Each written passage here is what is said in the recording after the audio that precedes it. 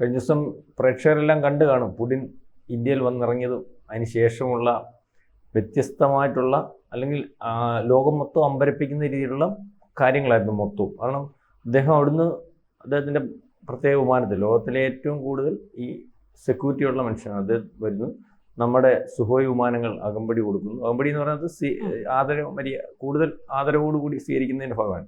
അദ്ദേഹം വന്നത് അഫ്ഗാനിസ്ഥാൻ അല്ലെങ്കിൽ എയർ സ്പേസ്, അത് കഴിഞ്ഞിട്ട് പാകിസ്ഥാൻ വഴിയാണ് വന്നത്. അപ്പോൾ നമ്മുടെ ഡൽഹിയിൽ അദ്ദേഹം ഇറങ്ങുന്നു. അതിനുശേഷം പുടിനെ അങ്ങനെ കെട്ടിപ്പിടിക്കാനൊന്നും പറ്റത്തില്ല, ഒരു കൈ കൊടുക്കാൻ പോലും പറ്റത്തില്ല, ഒന്നും അനുവദനീയമല്ല.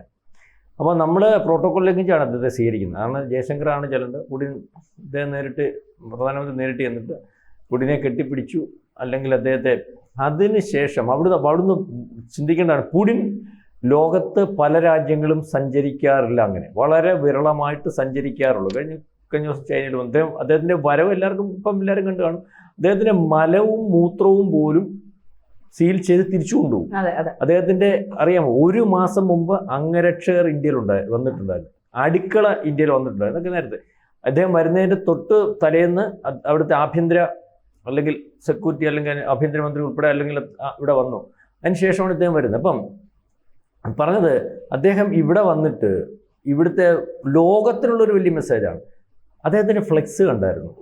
ഫ്ലെക്സ് ഇംഗ്ലീഷ് അതിനകത്ത് തൊട്ടിട്ടില്ല, റഷ്യൻ ഭാഷയും ഹിന്ദി ഭാഷയും മാത്രമേ